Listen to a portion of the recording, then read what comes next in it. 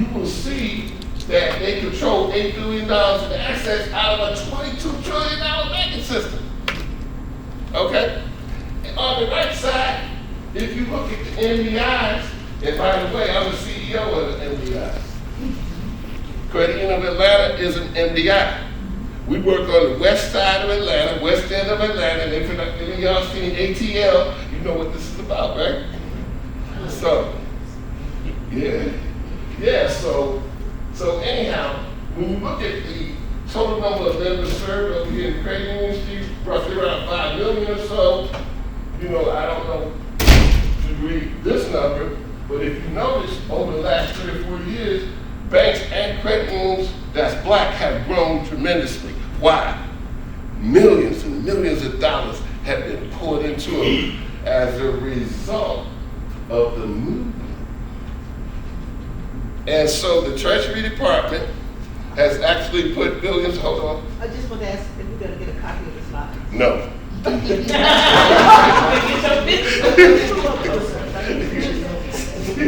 if you want to take some screenshots, take some screenshots. I don't give away my intellectual property. We are in business. Man said it yesterday. This is the business of doing business, right? And so, and this is considered intellectual property. But we're going to put you in the bibliography. That's great. I need to be anywhere. Anyhow, so what I want you to understand, out of the 4,715 banks in the United States, only 21. Now, just 10 years ago, there was 50 banks. That was right. 50, right? And so they're a declining number at the same time. It takes a lot to run a bank. Matter of fact, Capital City Bank in Atlanta failed. Why? Incompetency, fraud, bad lending. A credit union or a bank is not a charity. When you borrow money, you got to pay it back, and you got to be qualified to be a borrower. But for some reason, during PPP, everybody thought that they were supposed to get a loan, and they didn't even have a business. Now, I work PPP. I work for 2 credit unions running PPP programs. Actually, personally, I got people over $2 million in PPP. Simply because I work for it. Oh, everybody don't know all the loans applications. So that's free money. Paycheck Protection Program under SBA, and there was also EIDL too. But nonetheless, get back to this. So many people now realize that banking black is advantageous to you as well as with credit unions. And so if you look at the credit union stats, I want you to understand that the credit union industry is not a mom and pop organization. It's a $1 trillion industry. So a lot of times it's not about harboring that, it's about somebody giving you an opportunity to buy a house, to buy a car, to go to work, to take care of your family, to send children to college, etc. Right? These are economic machines that we need for self-empowerment. So if you look up here, yes, we have lower rates, better rates, but if you look at the community aspect of it, that's really what it is, because we look into the individual and not the group. You as an individual person, right, we want to just know your story. We don't, all black people are this, we deal with you as an individual. You had a problem, come talk to me, right? Come let me know what your problem is, maybe we can help you. As a counselor, I talk to people all the time. We have to learn how to go to financial counselors too. Just like we need to learn how to go to therapy. If you have a financial problem, but you have to go to a trusted person.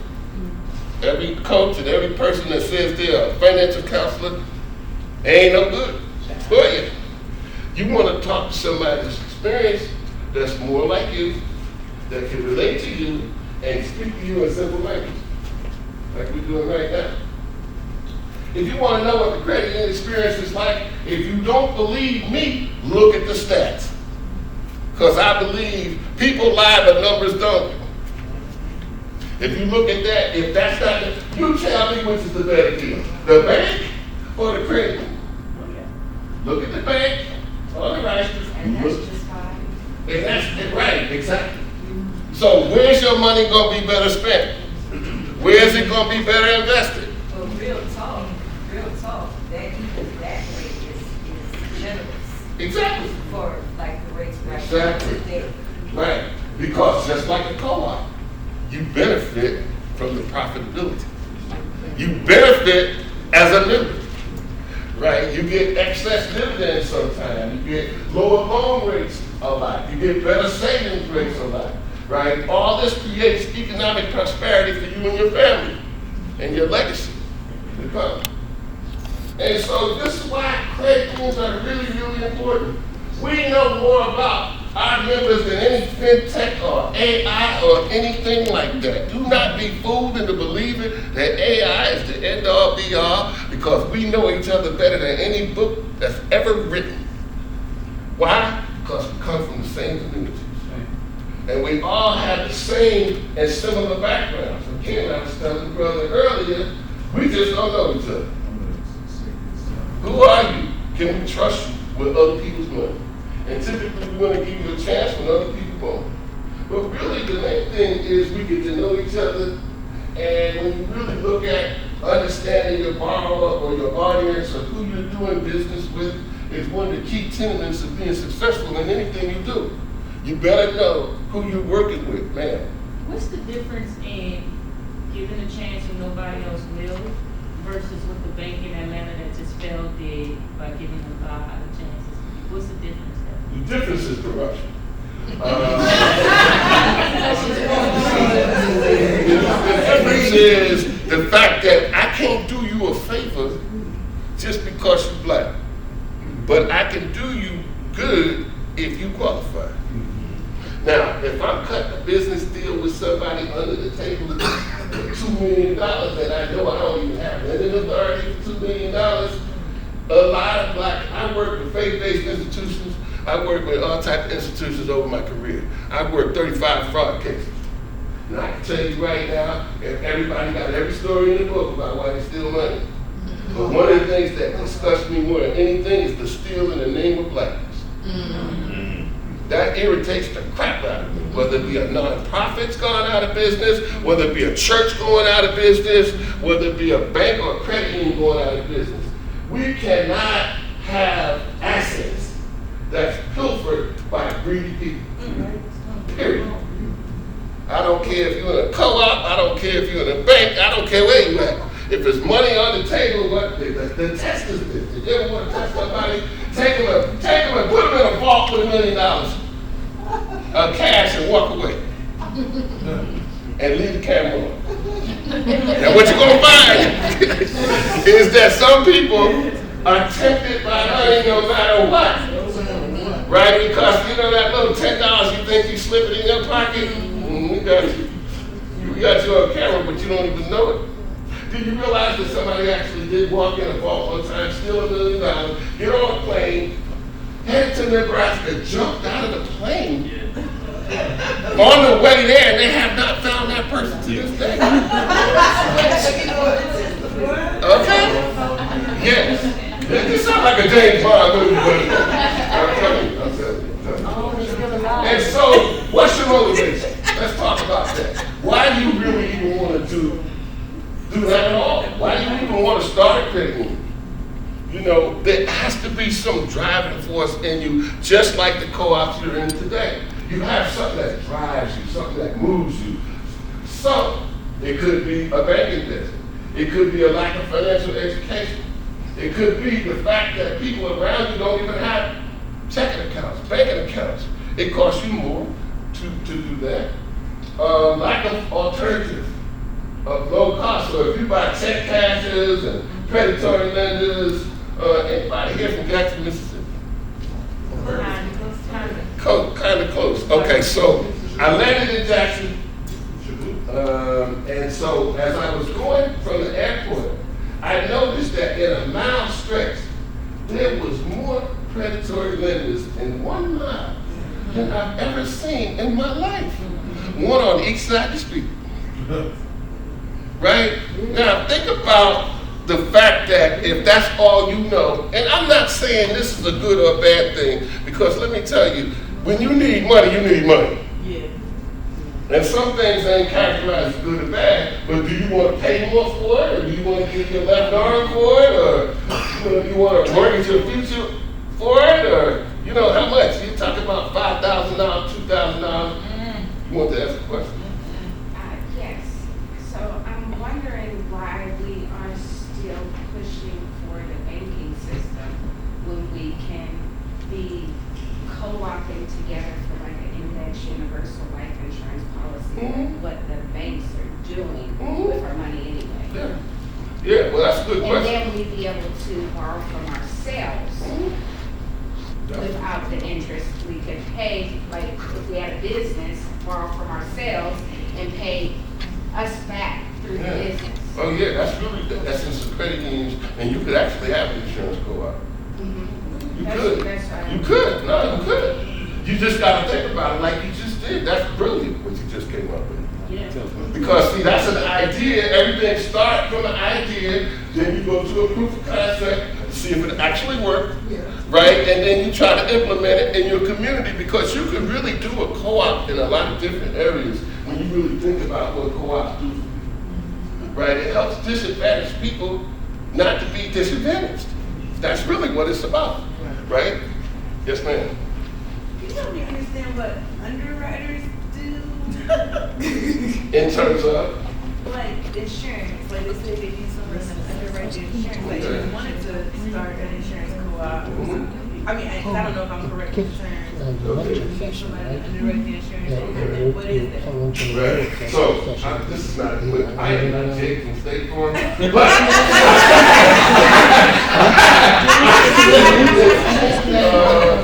as you stated over here, you have to create your own entities in doing that. But again, the barriers to doing this is really financial.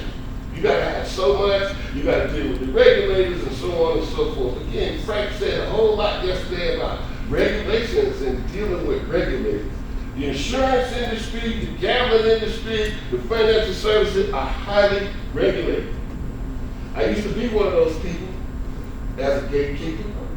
And I can tell you I learned some lessons about that too. I learned that in the beginning, I was just like them. But in the end, I wasn't.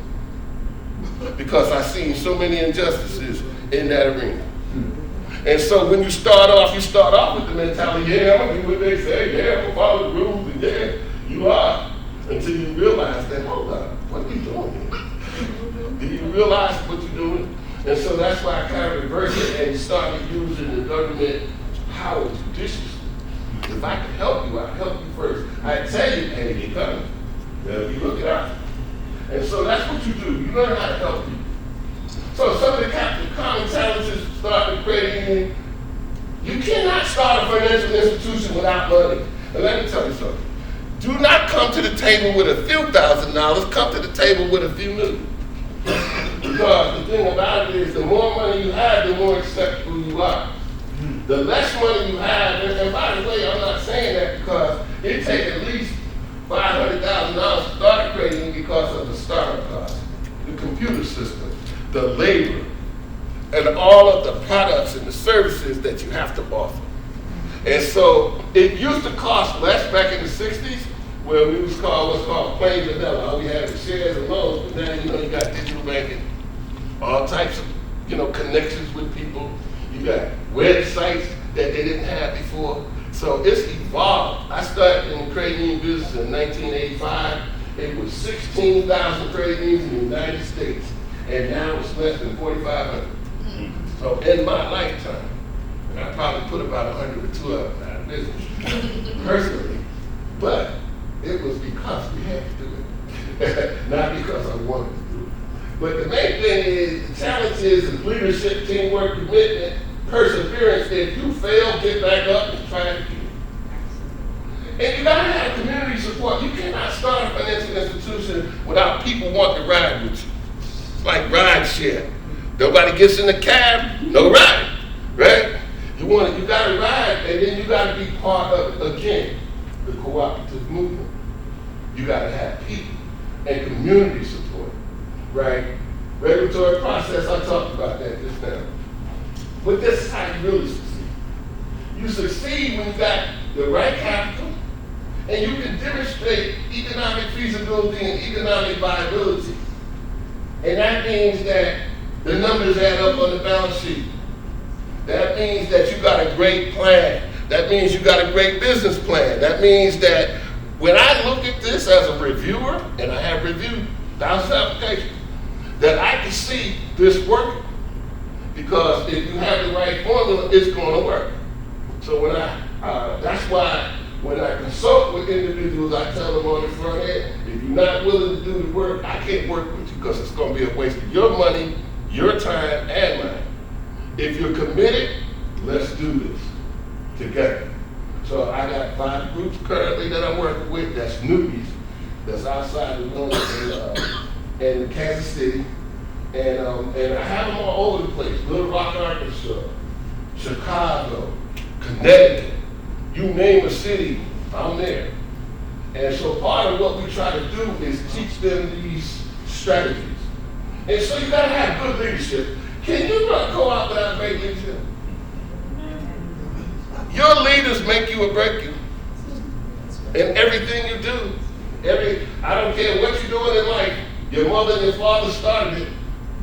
Then it was your grandmother. Somebody in the family led the family first. Talk about the village. It always was a chief, right? My wife always tells me, Carl, somebody in this world will have to tell you what to do, regardless of what position you have. And she tends to be the boss in the house.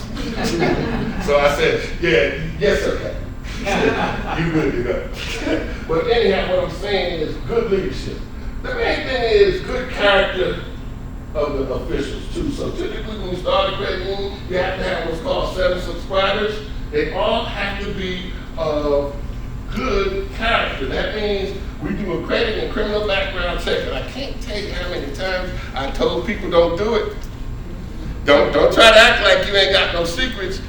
Because the systems they have down to that, LexisNexis, I mean, that thing knows more about you than you know about yourself. I'm telling you, the SBA got it. It's the #2 most intelligent software in the world. Okay? Just so you know. What's it called again? LexisNexis. Oh, yeah. You may have heard of it. Yeah. Okay. All right, #1 system. I have no idea, but I know that's legal. Yeah, and most of the time, the CIA gonna use #1. I can promise you. Expertise, teamwork, commitment, perseverance, strength, community support, and regulatory support. In other words, if I can get the man to go along with me, we gonna march together. And part of what I do when I work with groups is we talk to the regulators along the way. No surprises, right? So if there's something we need to fix, let's fix it before we send in the application, because doing this cha-cha slide with the government ain't the thing. You know, it wastes time, it wastes energy.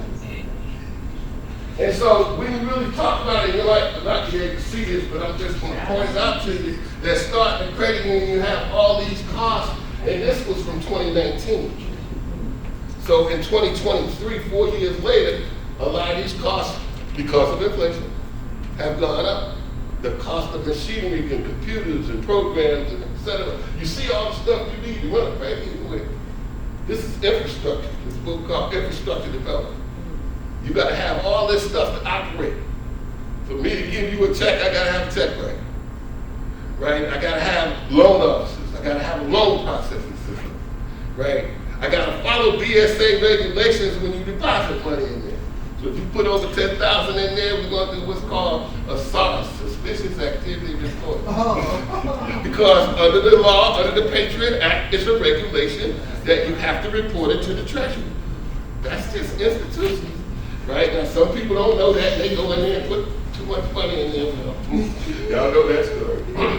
Anyhow, these are just terms right here, just in terms of capital, credit union, CDCU, CEO.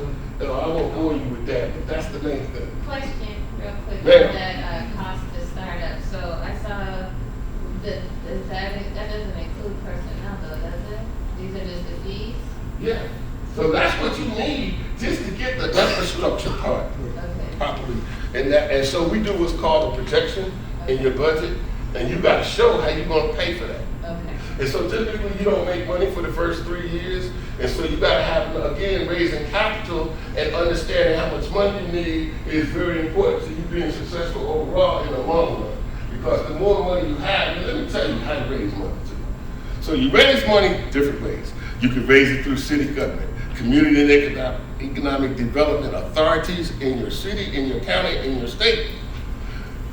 And sometimes any of y'all here CDFIs, or community development financial institutions, you could raise it through CDFIs. They could actually get money from the government to help start a credit union, et cetera, et cetera. So there's different ways that communities actually fund it. The city of Kansas City, which had a brother as mayor, by the way, he committed $1 million to the redevelopment credit union 10 years ago. It took them 10 years to actually get turned. They started the journey back in early 2000s or something, and they persevered through it. It's a great story of perseverance. And so part of it is that. And so when we get down to it, you have what's called low-income credit unions. That means that 50% or more of your people fall below the median family income, 80% or less. Take any number and take 80% of that. If you fall below that, you can become a low-income credit union. Low-income credit union gives you advantages like getting capital in the credit union, raising money, making business loans, et cetera, right? And so these are the rules. So there's advantages of it. And then that's what's called, go ahead. I don't want to move too quick. I move. I move like a motor. But I'll slow down. Just tell me to slow down. All right. With your mission statement, you might be able to talk to them. So it's all about alignment too. How do you compare to others? Is the vision and the mission the same? If it is, you have an advantage. So the term community development credit union is actually not a real term, by the way. It was coined by an organization called Inclusive, or the National Federation for Community Development Credit Unions out of New York City. How many people have ever heard of the National Federation before? If anybody, you've heard of it. And so it's now called Inclusive. It's now called Inclusive, and so they coined the term community development credit union because everybody that works with them comes out of a distinct community. Thus the term community development credit union, which is not to be mistaken for this. This is a regulatory term that comes out of the National Credit Union Administration. This is not a government name. This comes out of community development movement. So just so you know the nuances to this. And so, what is the relationship? Again, there you go.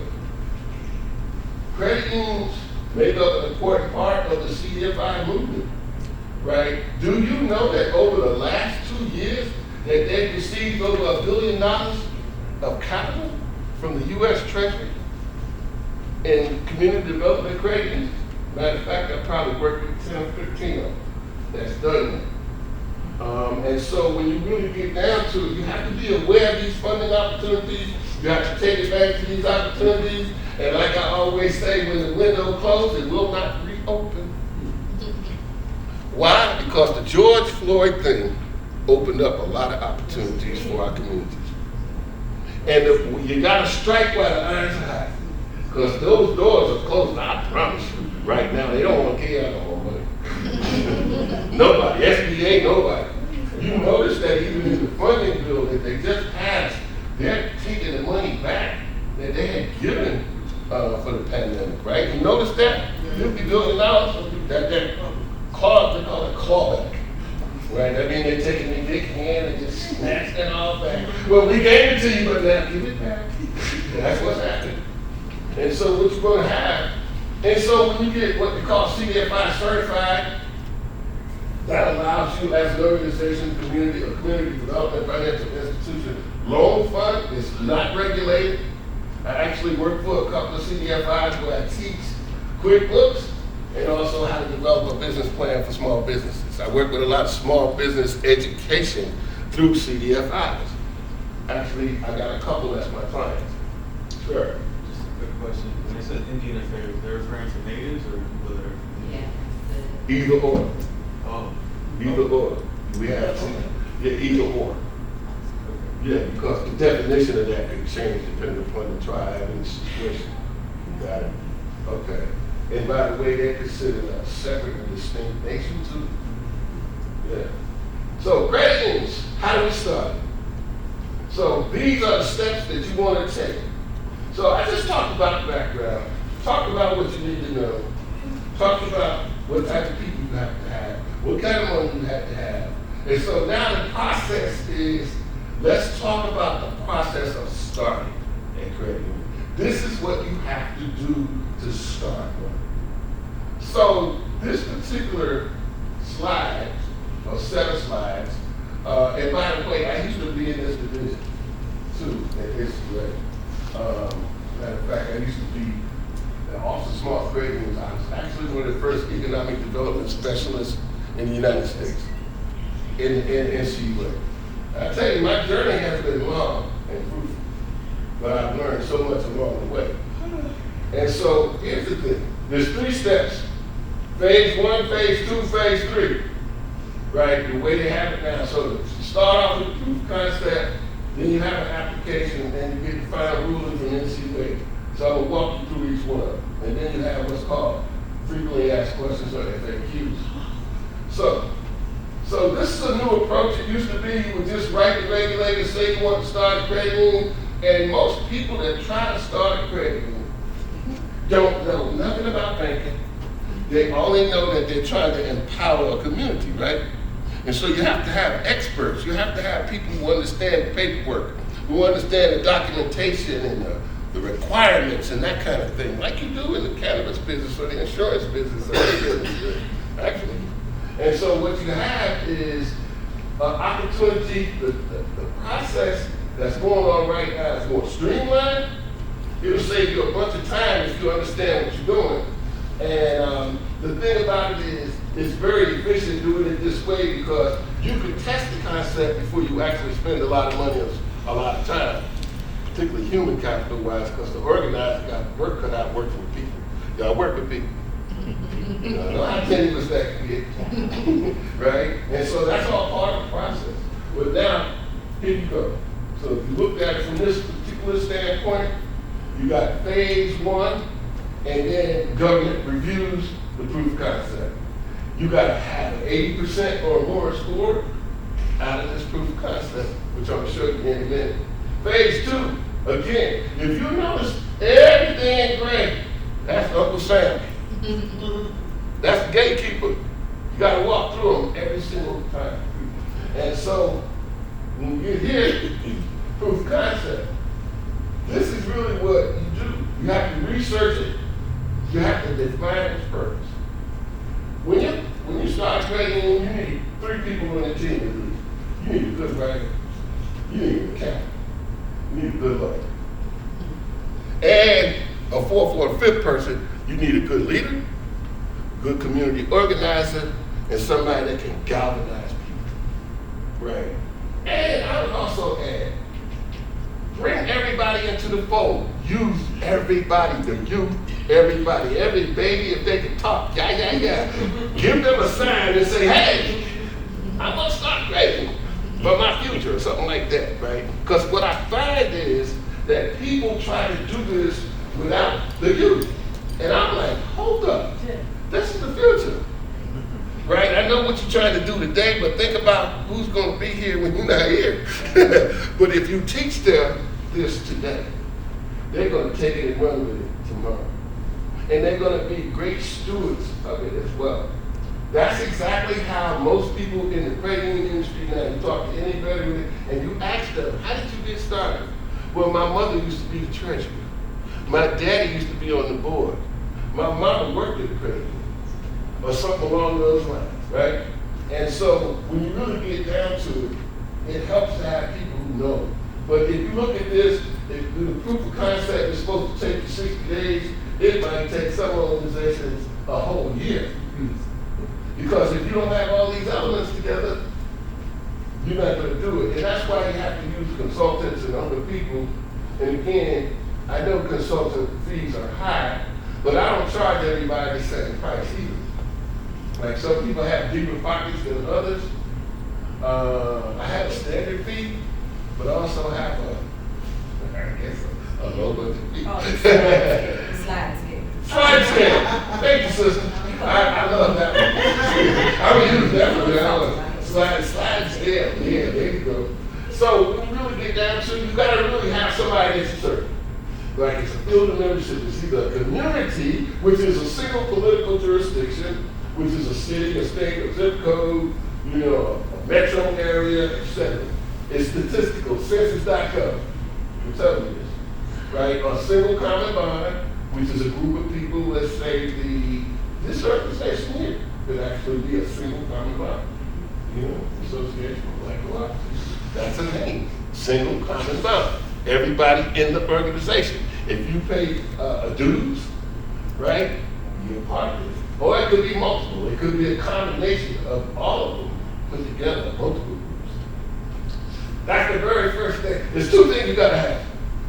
Money and a field of membership before you even move to the next step.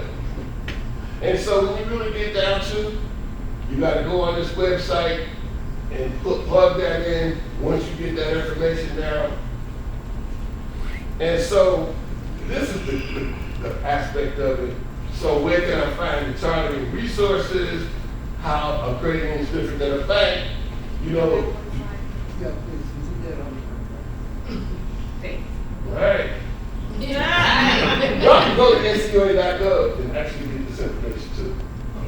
NCUA.gov. I'm gonna say he's on the floor. Yeah, NCUA.gov. NCUA.gov.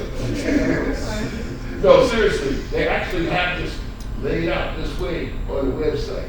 I always show you how the website's are. So you could go on the website, walk through this detail yourself, and it'll be the same thing you see up here. But mine is Carl's explanation. Right, well, the point you just made, sister, is no, the books don't talk. And neither do a lot of print. So that's why you need people to articulate what some of the meanings of this stuff really is. And that's what I'm doing here. Y'all through with that? Okay, cool. We move on. Okay. So I kind of answered some of these questions already in terms of these are commonly asked questions, how much you need, and so on and so forth. So is everybody clear? Before I move to the next page. Do I need to work with the state too? Because I know you can work with the state, but wouldn't you have to? Great question, sister. Let me explain. There's what they call a dual chartering system. You can either be a federal credit union or a state credit union, right? But here's the difference. If you work with the state or any of the 50 states in the United States, they're going to use the same information that NCUA uses, so you really create another layer. However, some states have the advantage because you can craft the field of membership better in the state than you can under NCUA regulations. But at the same time, if you choose the state, in some state, it's all about who audits you too. So if you choose a state charter, you're going to be audited by the state and NCUA. If you choose a federal charter, you're just going to be audited by NCUA or the government, or like what I used to do, be an auditor or an examiner. Yes, ma'am. So for the question, how much capital do I need? Like, you already explained like how much, but like we can get capital from government sources, also CDFIs and whatnot. For credit unions, you can also pull from community sources, or Yes, wait too. Absolutely. No, the more that you can get, the merrier. The more people you can get to buy into your dream, buy into your vision, and there is a lot of community support from a lot of organizations. I was working with a credit union in Minnesota. They had great community support. Right, so depending upon your neck of the woods and who your players are, or your stakeholders actually, I can call them,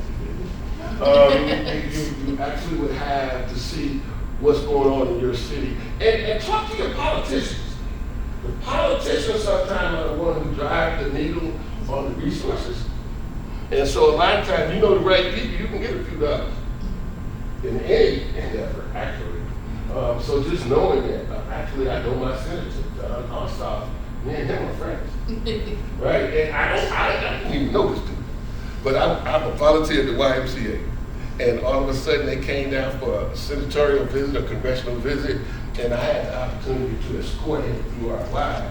And so we got to talk. He got more interested in me being in the Navy than me talking to him about resources. But no more than 2 months later, he just wrote us back and said we're written in the proposal for the new fiscal year. Wow. At the same, so relationships matter, and sometimes you being a common person, just being yourself with people matter. You know, if you know what you want, you know, I'm not afraid to ask them. You know, you got a few dollars for a brother? Yeah. And we trying to help you stay out of trouble. We're trying to help you, you know, see a better light. We're trying to use sports as a mechanism, right, at our life. And so that's really what it's about. So number 2, this phase right here. The charter application itself is the most difficult part. Because all the things I talked to you about before have to exist, right, previous to. And then you do a survey, you gotta know your market. And then the capital commitments, question you ask, is just that. You wanna just galvanize those. And here's the difference. You gotta have what's called a commitment letter. In that commitment letter, it tells you how much money is committed, for how long, and when is the expiration date. Commitments expire if you don't use them. I've seen that happen before where somebody got committed, let's say $500,000. They messed around and did not meet the deadline, and so you either get the commitment renewed or they call back the money. So again, this is just something you really want to think about. You got to have bylaws, policies, pro forma financials. Again, that's where the accountant comes in, and plans for operating. If you have a credit union in your local area, that's either NDI, that could be a potential mentor. We ascribe to mentorship, right? So a credit union, a larger credit union could be a mentor to a smaller credit union, for instance. Just like co-ops. If you have one organization who has best practices, it could be a mentor for a smaller co-op, or to have best practices. So again, it's people helping people. That's the theme of credit unions, by the way. And so when you really look at the survey, market conditions, donated capital, and again, the mentor. These are the ingredients for success. You know how my grandmother used to have that great sweet potato pie, whatever, pie, cake, or whatever that you had, or that Thanksgiving recipe. It's a recipe for success. And so that's really what this is about. Create the right recipe so you can do it and you can be successful. And you can be resilient and you can help your communities. But you gotta have these things in place first. Have you seen a lot of church credit unions that have worked Yes, well over the years? I have. I've seen quite a few of them work, as a matter of fact. Right. I've seen quite a few of them fail too. But I see a lot of them work. I like it, you know, the thing about failure is that's on the individuals and the groups. I like to stay positive and know that the possibility of doing something is still there. Despite someone else's failures, that ain't you. So whatever you do is what you do. What they did is what they did, man. Nobody told them to jump off the truck or the wagon or whatever. Yes, sir. I got a question. When we're investigating to start a credit union, would you recommend, say, taking over an existing failing credit union? Because we know there are several, like you said, church credit unions, they're on the way out. So we thought maybe trying to partner with them and take over to avoid a lot of the issues. But what's your opinion on that? Okay, the question is, can you take over a credit union? The answer is under the regulations you cannot. Okay. Only the National Credit Union Ministry. Remember one thing about credit unions, you're federally insured up to $250,000. The NCUA is actually a regulator and an insurer, right? So they have that double role. So you as a private citizen, you can't buy a credit union or merge it into your community. It has to be a like-minded entity. So a credit union can merge into a credit union, but you can't assume a credit union. Does that answer your question? Thank you. Mm-hmm. So in phase 2, you just have to know how to do all these things here. Know who will run the credit union. By the way, when you want to start a credit union, you you gotta have somebody with financial institution experience that knows how to run a credit union. Or just no banking in general. They don't have to necessarily know credit unions per se. So they just need to know how to operate, what the banking regs are. And if I brought the Code of Federal Regulations in here to y'all would think I fell off a truck or something. Because the book is about that thick. And if you go online and try to read it, it's about yay long too. So, you know, you just gotta have somebody who helps you cut through all the minutia and get to the bottom line. Yes, sir. Just to follow up on this question about acquisition and conversions, especially for credit unions that are failing. You mentioned State Farm that will want to pass a business contribution. Mm-hmm. Would it be one of the regulators that allows those resources to be passed on to someone else if it's a problem? Under the Federal Credit Union Act, which is the law, giant credit union, that is not allowed. Whereas in the insurance industry, when you're a State Farm, Allstate, or Farmers, or whatever, they have the control over their agents and how they operate. Now, to be honest with you, I didn't even know that you could transfer an agency from one person to another. Like every time you see a State Farm from now on, look at the name on it. Right now, you can take that same agency, right, and I can be new. They'll give me their same book of business when the person retires, right? That's what they was going to. They was going to hand over to me a $2 million business, right? But here's the catch: I had to have $50,000 to of capital, and the reason I turned it down because I'm not an office type of person. I'm a person that likes to be amongst people. Right, me, I couldn't see myself after retiring from working for 27 years being an auditor. The last thing I wanted to do is sit in the office and talk to people all day. Really, it just wasn't my cup of tea. And just remember one thing: I think you should do what you should do at the time you need to do it.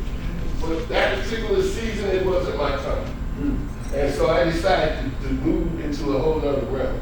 Because the truth of the matter is, I had opportunities all over the place. Even today, I got people knocking at my door saying, do you want to do this? Do you want to do that? No, I don't want to do that. No, I want to be in control of myself. I don't want to have no bosses no more. Right? I don't want people telling me what to do and when to do it, when to get up, when to go to bed. And worst of all, put that big stuff on my memos. You know, you want to be in control of yourself at some point either in your business or in life, at some point in life.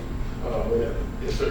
Just to clarify the question, it wouldn't be a regulated or state entity, it would be an insurer that can pass the resources and information. Yeah, because that's an individual.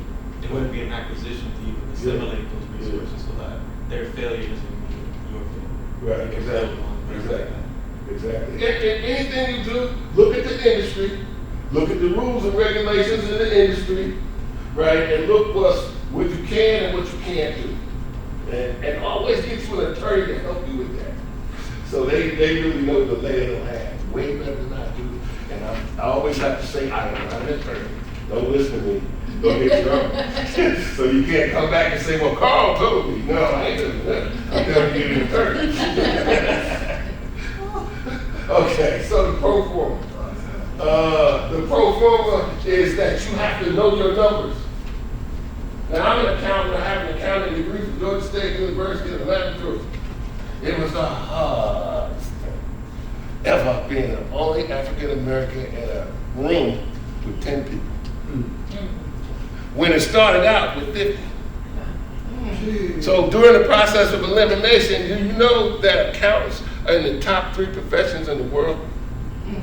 That the accounting major itself is one of the top 3 majors in the world. Very few people want to do it because they make, first of all, it's not about numbers, it's about analytics and understanding how to understand numbers first. You got to know the numbers first, but then you got to know how to analyze information because that's what accountants do. Everybody's talking about CPAs. Let me tell y'all something. You don't need to be a CPA to be a great accountant because all CPAs can do that's different than what I can do is they can sign documents saying they're a CPA. We go to the same schools, learn the same stuff, and they don't know any more than I know right now. Right? And I'm a seasoned accountant. I've been in this business and auditing and accounting for 30 years.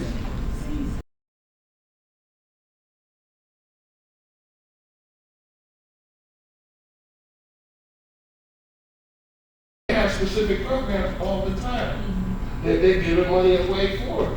Go to the website and see if you qualify for it. That's what you would do under these circumstances. Look at philanthropic organizations as well. Individual donors that may, maybe your rich uncle or somebody you know would want to donate some money to the cause. Yes, ma'am. In the vein of that line of question, is there such a thing as a successful credit union assistant and a startup credit? Oh, absolutely. Yeah, absolutely. In fact, the St. Louis community actually helped redevelop it. So St. Louis community, which actually referred them to me, or me to be their consultant, because I knew the people at St. Louis community. And so they referred me and they're in because they helped them along the way. They do back office work. They may donate employees. They may donate time. This is a very dynamic industry. And so if you get the right partner and the right credit union, you can get help. But you gotta have willing people that's like-minded like yourself. What was the question? I didn't hear a question. Yes. What I was saying was, has there been scenarios where a successful credit union has assisted Okay. Everybody clear? All right, great. All right. So finally, we get to the final stage of it, and it's like this. Once you go through the second phase and you successfully perform all the tasks, then you get to phase 3. When you get to phase 3, it's almost like walking and you can see the door. Can you get through it? That's the question. And so by the time you get here, you should have enough momentum to continue the process, get through the door, and get your chart. Because by the time you got here, if your nerves ain't frayed and your bank account ain't short, or your nerves or anything dealing with people and money and regulators, you're going to be a very happy person. Right? And let me just say this. I'm going to show you something in a minute.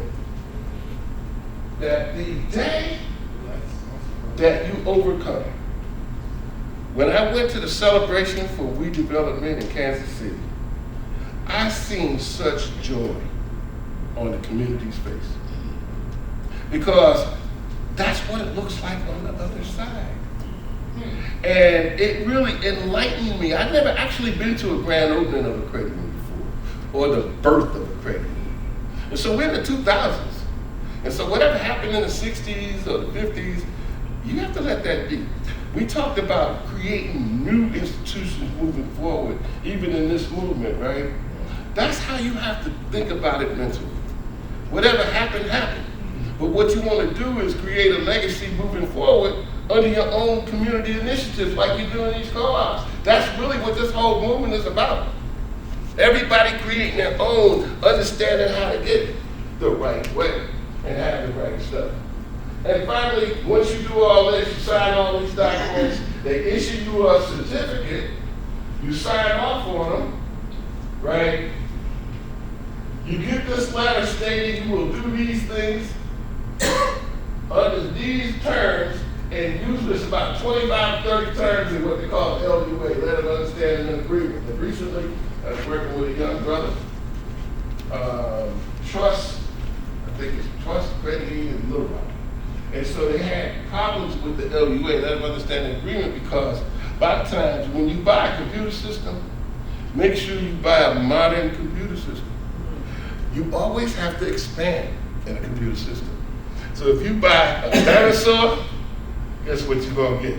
A dinosaur. You know, dinosaurs died years ago, and so do old computers.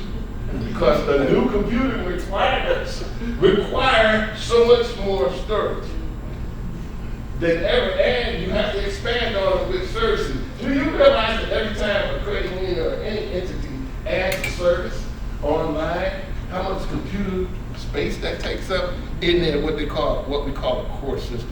And I don't care what accolades or degrees or what you think of anybody personally. People make dumb decisions.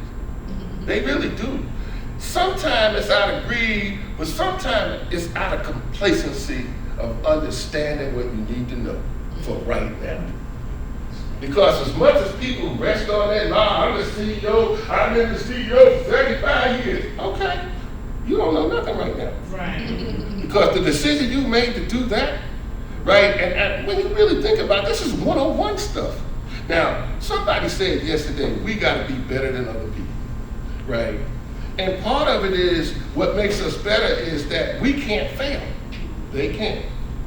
So everything I do, I mean, I've been in a room before and been told, you don't belong here, you're not as smart as me.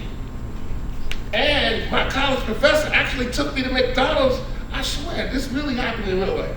Took me to McDonald's and told me I shouldn't even major in accounting at Georgia State, of all places. And to this day, I was like, first of all, why did you take me to get a Happy Meal? Because he was breaking some bad news. Okay. But I'm doing over a cheeseburger. My God. Can you be a little bit more classier than that? Okay, but here's the thing. I live to go back and show him I work for the National Credit Administration. Because one thing about it, I told you, if you tell Carl he can't do something, my uncle told me some choice words to tell him, but I didn't want to go there. Because he was a teacher in Atlanta. He was like, tell that man that, But nonetheless, let's get back to this. So anyway, but I'm trying to just tell you that a lot of times people make dumb business decisions as business leaders because they're too caught up in their own. I mean, look at the guy in Texas, Edmond. They blew up the company, right? Greed in America causes real problems inside, what we call inside trading, or inside the deal. Sir? Speaking of, the two banks that went under. Silicon Valley Bank. Okay. Now, Silicon Valley Bank. Oh, I'm gonna say, this is a good one. Thank you for bringing that up. Now, here's the thing. Now, I went to banking school, LSU banking school. I graduated from banking school. Okay, you actually go to school to learn how to be a banker. Okay, be a bank president, for instance, right? And so they teach you certain principles, right? And one of the principles of investing is that you don't put all your eggs in one basket. Now, the average bank or credit union is 90% insured by the federal government, right? Silicon Valley Bank, with all its billions of dollars, only was 30% insured. 70% uninsured.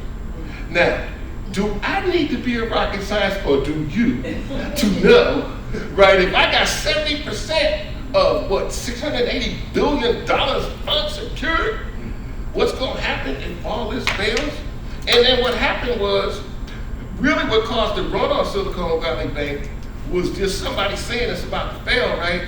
So they did what they did in 1929, they crashed the stock market. Everybody went and started pulling all their money out at one time. They couldn't meet the needs of it, and therein, boom, overnight the bank failed.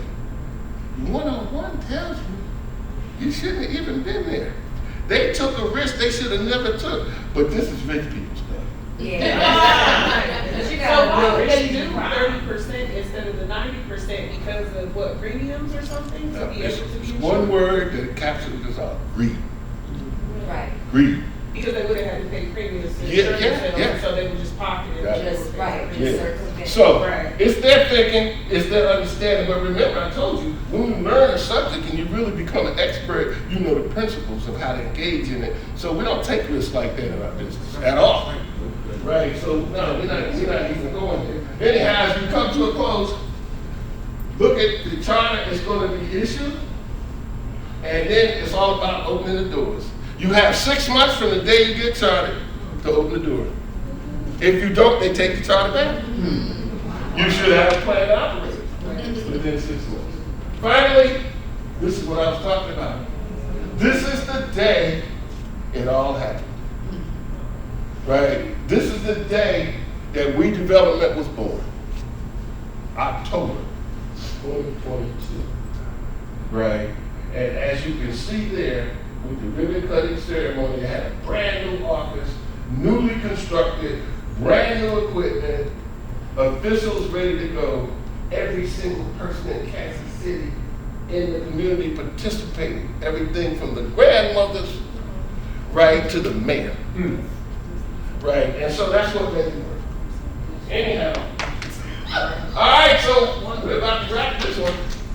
In today's session, we learned a little bit about the history, the legal structure, why it's important, what a modern credit union looks like, feels like. Information on how to start it, the pros and cons, the pitfalls, the process, and the requirements. And so, in conclusion, as they say, credit union chartering remains a really demanding task. It's really the integrity of the system.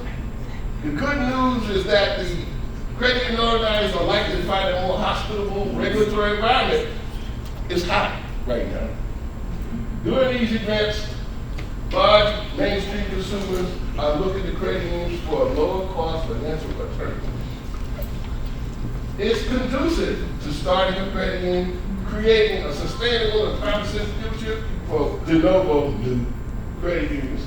And so I want to leave you all with this. So follow your vision with confidence, optimism, resilience, and you too may be experiencing an open day of a new credit union community very soon.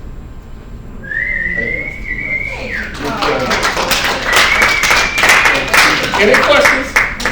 If not, y'all have been a great audience. I want to